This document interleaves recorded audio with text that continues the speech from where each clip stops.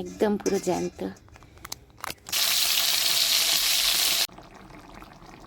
দেখো বন্ধুরা, তোমার দাদা আজকে বাজারে গেছিল, মাছ এনেছে, কই মাছ, একদম পুরো দেশি কই। আবার পড়েও গেল ব্যাগের থেকে একটা, আমি ঢেলে দেখাচ্ছি। এই দেখুন কত বড়, প্যাকেট থেকে বেরিয়ে পড়ছে। তো তাজা, জল দিয়ে দিচ্ছি। কই মাছ কাটতে যা অসুবিধা, এই দেখুন কিভাবে খেলছে কই মাছগুলো।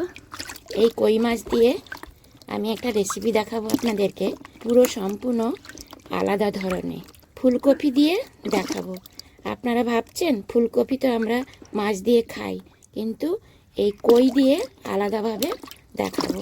আমি এই মাছগুলো কেটে ধুয়ে আনি।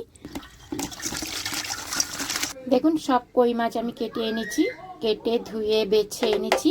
এইবারে আমি নুন হলুদ মেখে নেব।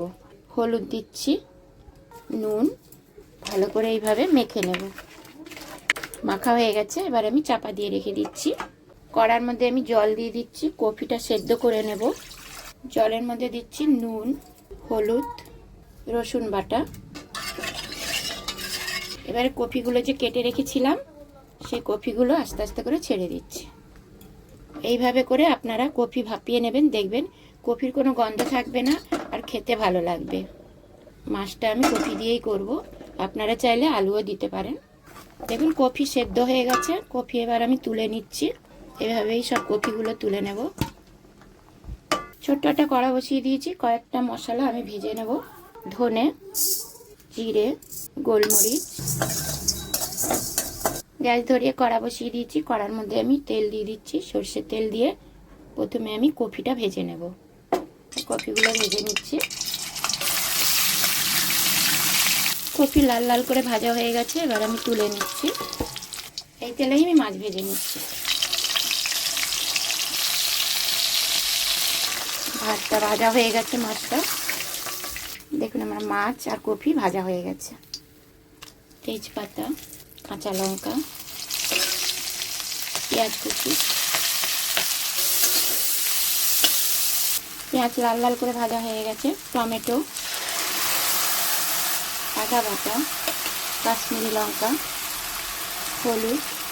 এই মশলাটা আমি ভেজে রেখেছিলাম, গুঁড়ো করে এনেছি। সেই মশলাটা ভালো করে মশলাটা আমি কষিয়ে নেব।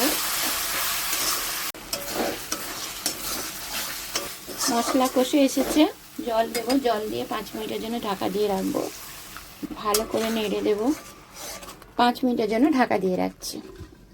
দেখুন 5 মিনিট হয়ে গেছে, চলে এসেছি। ঢাকনাটা খুলছি, এই দেখুন সুন্দর কালারটা বেরিয়ে গেছে, খুব সুন্দর কালার হয়েছে।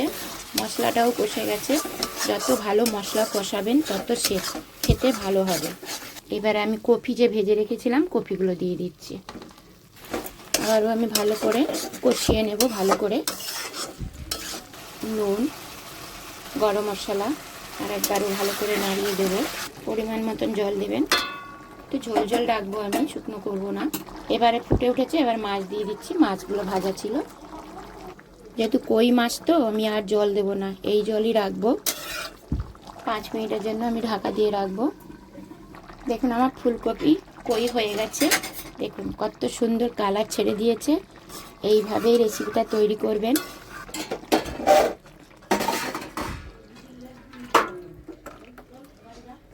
আপনারা মাখো মাখো খেতে চাইলেন রাখবেন, আর ঝোল যদি এর থেকে বেশি খেতে চান রাখবেন। আমি কই মাছ যেহেতু তো এই জন্য আমি এই ধরনের ঝোলটা রাখলাম। দেখুন কত সুন্দর হয়েছে। এবারে আমি বাটি সাজাচ্ছি এবং থালা সাজাচ্ছি। দেখুন এত দারুণ গন্ধ বেরোচ্ছে না, আপনাদেরকে আমি কি বলবো।